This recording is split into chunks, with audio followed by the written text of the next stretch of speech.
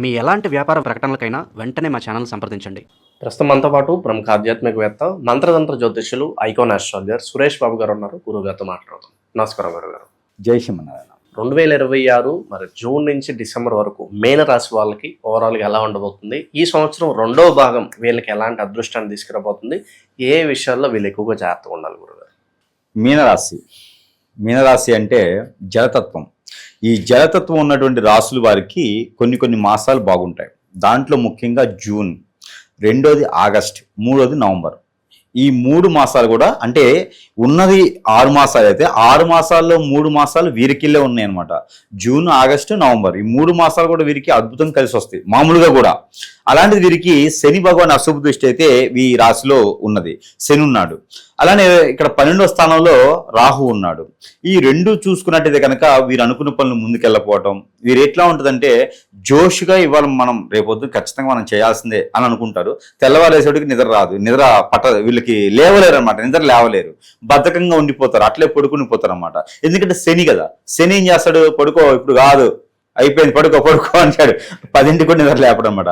రాహు ఏం చేస్తాడంటే ముందు రోజు జోష్ ఉంటుంది అనమాట, వెళ్ళాల్సిందే ఖచ్చితంగా వెళ్ళాల్సిందే అని లేపుతూ ఉంటాడు. కాబట్టి వీరిద్దరి కలయికతో అంటే కొంత వేడి కొంత చల్లదనం కలయికతో ఉన్నటువంటి రాశి ఉంది అంటే కనుక ఇప్పుడు ప్రజెంట్ గా ఉన్నదండి మీనరాశి. ఆ మీనరాశి వారికి రాశి తత్వం జలతత్వం. మళ్ళీ ఈ జలతత్వంతో కలిగినటువంటి రాశికి 3 ఏదైతే వానాకాలం, ఎండాకాలం, చలికాలం, ఈ 3 కాలాలు ఒకేలా ఉంటే ఎలా ఉంటుంది, ఒకేసారి 3 కాలాలు ఉంటే ఎలా ఉంటుంది, ఆ పరిస్థితి. రాశి తత్వమేమో జలతత్వం, ఇప్పుడేమో శని వల్ల చల్లదనం, రాహు వల్ల వెచ్చదనం, ఈ 3 కలగలిపినటువంటిది అనమాట. ఏది మీనరాశి. ఏది అర్థం కాదు. పొద్దున్న ఒకటి ఆలోచిస్తారు, మధ్యాహ్నం ఒకటి అయిపోద్ది, సాయంత్రానికి ఇంకోటి అర్థమైద్ది. అలానే వీరికి ఏంటంటే ఏం చేయాలో తెలియని పరిస్థితి. వీరికి దానికి తగ్గట్టుగా దగ్గరలో బంధుమిత్రులు సహాయం చేసేవాళ్ళు లేరనుకోండి, వీరికి ఉన్నటువంటి స్ట్రెస్, ఆలోచన విధానం, మంచితనం, అలానే మంచి గుణాలు, ఎదుటివారికి సహాయం చేసే తత్వము, అర్థం చేసుకునే గుణము, ప్రేమించే వ్యక్తిత్వము, ఇలాంటివి మరి ఊరికనే ఇదైపోతాయి కదండి. అందులోనూ మీనరాశి వాళ్ళు దొరకడం మామూలు విషయం కాదు కదా. మీనరాశి వాళ్ళు ఇంట్లో ఉన్నా, మీనరాశి వాళ్ళ ఫ్రెండ్స్ అయినా, మీనరాశి వాళ్ళ భార్య అయినా భర్త అయినా కూడా మామూలు విషయం కాదు. వారి అట్రాక్షన్ చాలా గొప్పగా ఉంటుంది. వారి ప్రేమాభిమానాలు తట్టుకోలేరు ఎవరు. ఎందుకంటే అంత జెన్యున్ తాటితో ఎవరు ఉండరండి. అంత జెన్యున్గా అయితే ప్రేమాభిమానాలు ఎవరు చూపించలేరు. హార్ట్ఫుల్గా బోలాశంకరుల్లాగా మనము పత్తి ఎలా ఉంటుందో స్మూత్గా, అంత స్మూత్ అయినటువంటి వ్యక్తిత్వం ఉన్నటువంటి వాళ్ళు ఆ మీనరాశి వారు ఒక్కరికి సాధ్యం. ఎవరైనా ఎక్కడైనా మోసం చేయాలంటే మీనరాశి వారిని ఇట్టే మోసం చేసేయచ్చు. అంత గొప్ప వ్యక్తిత్వం కలవారు. మోసం చేసినా మళ్ళీ దగ్గర అవుతారు. వారంత ఈజీగా దగ్గర చేసుకోరు. దగ్గర అయ్యారంటే దూరం చేయరు. అలాంటి వ్యక్తిత్వాలు దొరకడం ఎదుటి వాళ్ళ అదృష్టం. అది అలాంటి మీనరాశి వారికి కొంతైనా అదృష్టం ఉండాలి. ఆ అదృష్టం దేవాదేవుళ్ళు కూడా తెలుసు. అందుకే గ్రహాలు వారి గురించే మారినట్టున్నాయి. జూన్ 2వ తారీఖున గురు భగవానుడు మిథున రాశి నుంచి కర్కాటక రాశి రావడం, ఈ కర్కాటక రాశిలో 3 మాసాలు సంచరించడం, అక్టోబర్ 37 వరకు కూడా కర్కాటక రాశి సంచరిస్తూ కర్కాటక రాశి నుంచి సింహరాశికి వస్తారు. అయితే ఈ తరుణంలో గురువుతో పాటు శుక్రుడు రావడం, ఈ శుక్రుడితో పాటు రవి భగవానుడు రావడం, ఈ 3 కలయికతో ఉండేటువంటి గ్రహాల యొక్క స్థితిగతులు మీనరాశి వారి పైన మంచి శుభదృష్టి చూపిస్తాయి. వీరికి శని భగవాన్ అశుభ దృష్టి ఉన్నా, రాహు భగవాన్, కేతు భగవాన్ అశుభ దృష్టి ఉన్నా, బుధ భగవాన్ అశుభ దృష్టి, కుజుడు భగవాన్ అశుభ దృష్టి ఉన్నప్పటికీ కూడా తొందరపాటు నిర్ణయాలు తీసుకునే దానికి ఆలోచిస్తారు. ఈ నిర్ణయం నేను తీసుకుంటే మళ్ళీ ఇబ్బంది పడతా అనేటువంటి ఆలోచన వచ్చింది, ఇది ఖచ్చితంగా వస్తుంది. అలానే నష్టపోయినా, వ్యాపారం నష్టం వచ్చినా, జాబులు వెసులుబాటు లేకపోయినా, పార్ట్నర్షిప్ వ్యాపారాల్లో ఇబ్బంది పడుతున్నా, మోసపోయినా, భంగపడ్డా, బాధపడ్డా, రోడ్డు మీద పడ్డా, అలానే భార్యాభర్తలు విడిపోయినా, పిల్లలు పట్టించుకోకపోయినా, వీరికి ఏది చేసినా ముందుకెళ్ళకపోయినా, ఇప్పుడు ఉన్నటువంటి వారికి పరువు, ప్రఖ్యాత, హోదా, డబ్బు, పలుకుబడి అన్నీ ఉన్నాయి. కానీ గ్రహాలయ స్థితిగతుల వల్ల ఒక పని అవ్వట్లేదు, మాట పోతుంది, తప్పించుకోలేకపోతున్నారు. వీళ్ళేం అబద్ధాలు ఆడేటువంటి వ్యక్తులు కాదు, మేనేజ్ చేసే మనుషులు కాదు, కానీ తప్పట్లేదు అనే టైప్లో ఉంది. బ్రతుకుతున్నారు కానీ బ్రతకాలనిపించట్లేదు. ఆ సమయంలో ఇబ్బంది పడుతుండే వారికి మంచి ఎండ్లకాలంలో వర్షం పడ్డట్టుగానే ఈ గ్రహం మారటం అనేది వీరికి నెత్తిన పాలు పోసినట్టే, అభిషేకం చేసినట్టేనండి. ఇక ఎట్లా ఉందంటే కనుక ఈ గ్రహం మారగానే వీరికి వెంటనే వీరికి ఆఫర్లు రావటం. ఇప్పుడు నిరుద్యోగులు ఉన్నారు చాలా మంది మీనరాశిలో, వారందరికీ కూడా కాల్ లెటర్స్ వచ్చేస్తాయి, జాబులు వెసులుబాటు వస్తుంది, వీరికి వైట్ కాలర్ జాబ్ వస్తుంది, ప్రమోషన్స్ వస్తాయి, ఇంక్రిమెంట్స్ వస్తాయి, స్థల మార్పిడి వస్తుంది. జాబ్ అయితే మాత్రం వీరికి 100% చాలా బాగుంటుందండి. గవర్నమెంట్, సెంట్రల్ గవర్నమెంట్ జాబ్స్ లో ప్రయత్నం కూడా చేసుకోవచ్చు. దానికి తగ్గట్టుగా వీరికి ఈ జూన్ జూలై మాసాల్లోనే మంచి జాబ్ పరకంగా కానీ వ్యాపార ప్రకారంగా కానీ మరీ నిలదొక్కుందాము అనుకోవచ్చు. ఇదంతా కూడా గురు బలం వల్లనే, గురు శుక్రుల కలయికతో ఏర్పడే బలం వలనే వీరికి ఇది ఆగస్టు సెప్టెంబర్లో అయితే పెళ్లి సంబంధాలు కుదురుతాయి. ఒకసారి కూడా పెళ్లి కాని వారికి అయితే కనుక ఈ మీనరాశి వారు ప్రయత్నం చేస్తే పెళ్లి సంబంధాలు కుదిరి లవ్ మ్యారేజ్ సెట్ అవ్వదు, అరేంజ్ మ్యారేజ్ చేసుకోవాలి. పార్ట్నర్షిప్, వ్యాపారాలు, లవ్ మ్యారేజ్ ఈ రెండు సెట్ అవ్వ వీళ్ళకి. అలానే వీరికి ఉన్న సెన్స్ తత్వానికి అరేంజ్ మ్యారేజ్ చేసుకునేది కనుక ఖచ్చితంగా విదేశీ సంబంధం, ఎన్ఆర్ఐ సంబంధాలు వచ్చి వెల్ సెటిల్డ్ ఫ్యామిలీ నుంచి వచ్చే సంబంధాలు పెళ్లి అయిన తర్వాత వీరికి కూడా కలిసి వచ్చే విధంగా ఉండి, వీరికి కూడా జాబ్ వచ్చే విధంగా ఉండి, మంచి వీసా దొరికేసి అక్కడికి వెళ్ళి జాబ్ చేసుకునే విధంగా అయితే అన్ఎక్స్పెక్టెడ్ గా జరిగిపోతాయి. ఇవన్నీ కూడా మనకి పిత్త దోషాలు, కాలసర్ప దోషాలు రెండు ఉండకూడదు. ఇవి ఉన్నాయి అంటే కనుక వాటి తగ్గటువంటి పరిహారం అయితే మాత్రం ఈ జూన్ జూలై మాసాలు 2020 సంవత్సరం చేసుకున్నట్టయితే కనుక ఖచ్చితంగా వీరు విదేశానికి వెళ్ళేదానికి ఖచ్చితంగా అవకాశాలు బాగా కనిపిస్తాయి. ఇక పెళ్లి కాలేదు అంటే కనుక వారికి ఏదైనా పిత్తు దోషాలు ఉన్నాయి అంటే కనుక వారి పెళ్లి అవడం కష్టం. కాబట్టి పిత్తు దోషాలు పోయేందుకు జొన్నలు, గోధుమలు ఈ రెండు కూడా ఇక్కడ నది, వాగు, ఏరు, సెలయేరు దగ్గర స్నానానికి వెళ్ళి అక్కడ ఇవన్నీ కూడా పారబోసేసి ఒంటి మీద బట్టలు కూడా వలిచి వేసేసి మళ్ళీ బట్టలు వేరే వేసుకొని ఇక్కడ అమ్మవారి కానీ స్వామివారి ఉంటే అక్కడ వారికి ఏదైనా దీపారాయణ చేసుకున్నట్టయితే కనుక పిత్తు దోషాలు కొంతమేర తొలగుతాయి. 21 రోజున తినేటువంటి తొలి ముద్దలో వీరు ఒక ముద్ద తీసి పక్కన పెట్టినట్టయితే పిత్తు దోషాలు తగ్గేదిలా ఉంటాయి.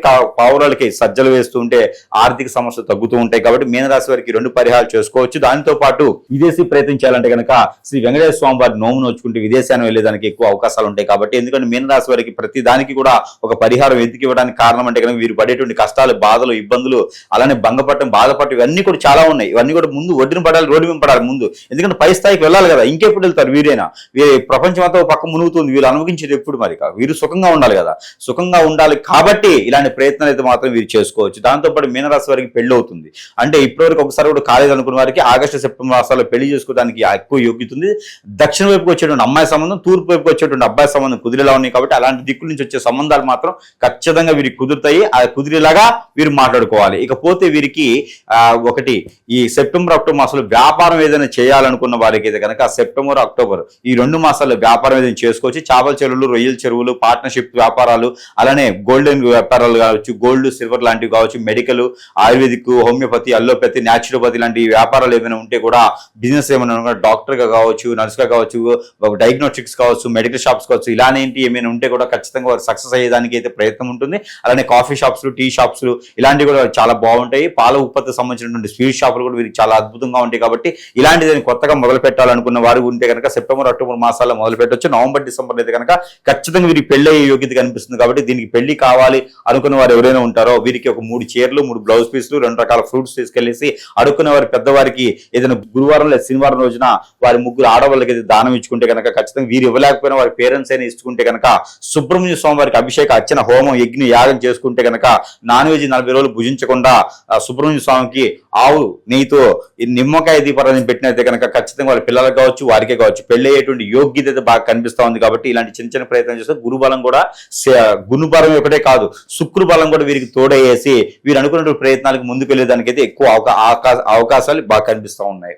గురుగారు, ఈ నరఘోష, నరదిష్టి ఎక్కువగా ఉండటం, శత్రువులు ఎక్కువగా ఉండటం, అలాగే ఏదో ఒక చెడు క్రియల ద్వారా అంటే మా భార్యకి లేదా భర్తకు ఏదో చేయించారనో ఇలాగ అష్టదిగ్బంధన పాలై బాధపడుతున్న వాళ్ళకి పరిష్కారం ఏమైనా ఉంటుందా? ఖచ్చితంగా అండి. ఇక్కడ మనకి చూసినట్టయితే కనుక మనం గమనించుకోవాలి. ఫస్ట్ ఆఫ్ ఆల్ మనకి ఏమిటంటే ఎన్నో రకాల గ్రహాల యొక్క స్థితిగతులు మనం మొదట్లో అనుకున్నాం. ఎన్నో రకాల గ్రహాల స్థితిగతులు మనిషిని ఏం చేయవు. దానికి సంబంధించిన దానాలు, ధర్మాలు చేసుకుంటూ పోతే, దానికి సంబంధించినటువంటి ఏదో ఒక శాంతి హోమాలు చేయించుకుంటూ పోతే సరిపోతాయి.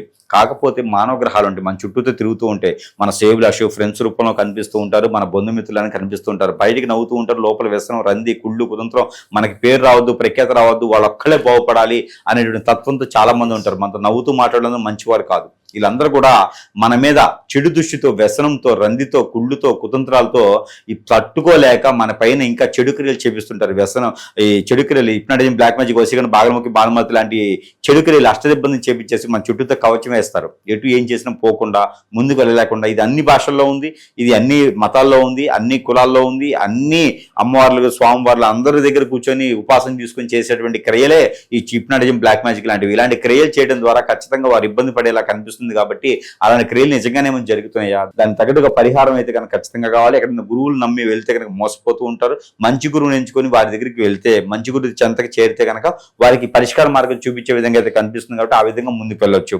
దీంతో పాటు అసలు ఇవన్నీ చేయించడానికి మన ఎదుగుదల తట్టుకోలేక చేపిస్తూ ఉంటారు. అలానే సమయానికి పెళ్ళవదు, వెసులుబాటు ఉండదు, ఆదాయం ఉండదు, డబ్బు ఉండదు, నరకం ఉంటది. ఇవన్నీ కూడా చాలా సాదాసీదమైన వ్యక్తిత్వం చేసేటువంటి వ్యక్తులు కాదు, మన మీద వ్యసనంతో మాత్రమే చేపిస్తారు. కాబట్టి ఇవన్నీ కూడా పట్టాభ ప్రపంచం చేయాలంటే కనుక స్క్రీన్ మీద కనిపించే నెంబర్కి చేయండి. అలానే మన దగ్గర చాలా రకాల వస్తువులు మంత్రోచ్చారణ చేసి ఇస్తామని అందరికీ తెలుసు.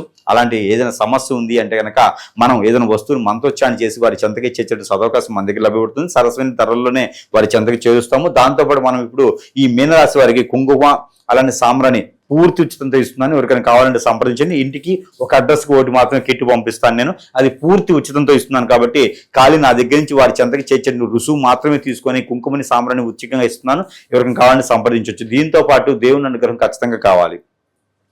ఈ దేవుని అనుగ్రహం ఏం చేయాలంటే కనుక ఎక్కడైనా వినాయక స్వామివారు ఉన్నా లేదా దత్తాత్రేయ స్వామివారు ఉన్నా లేదా సాయిబాబా గారు ఉన్నా కూడా ఏదైనా గురువారం రోజున స్వామివారికి ఈ రొట్టెలు గోధుమ రొట్టెలు నైవేద్యంగా పెడితే కనుక గోధుమ రొట్టెల పైన బెల్లంతో రాయాలి. బెల్లం రాసి గోధుమ రొట్టెలు నైవేద్యం పెట్టినట్టయితే కనుక వీరికి ఆర్థిక సంక్షోభం నుంచి బయటపడేదానికి, ఆరోగ్యం కొంచెం క్షీణించుకొని ఉండేదానికైతే మాత్రం ఖచ్చితంగా కనబడుతోంది. ఇంకా కూడా ముందుకు వెళ్ళాలి అనుకుంటే గణపతి స్వామివారికి ఆరాధన చేసుకోవచ్చు, అభిషేకం చేసుకోవచ్చు, అర్చన చేసుకోవచ్చు, పట్టు వస్త్రాలు సమర్పించుకోవచ్చు, ఇలాంటివన్నీ కూడా చేసుకోవడం ద్వారా కొబ్బరికాయలు సమర్పించుకోవచ్చు. నైవేద్యం స్వామివారికి ఏం పెట్టాలంటే కనుక తెల్ల శనగలు కానీ తెల్ల బఠాలను కానీ ఉడకబెట్టేసి స్వామివారికి నైవేద్యం పెట్టాలి. ఉడుములు కుండలు లాంటి నైవేద్యం అంటే ఇలాంటి 6 మాసాలు చేసుకున్నట్టయితే కనుక ఎప్పుడైనా ఒకసారి కుదిరినప్పుడు చేసుకున్నట్టయితే కనుక ఖచ్చితంగా వీరు పై స్థానానికి వెళ్ళేలాగైతే కనపడుతుంది. ప్రతిరోజు తీసుకోవాల్సిన రెమెడీ ఏంటంటే కనుక ఉప్పు, కళ్ళుప్పు ఉంటుంది.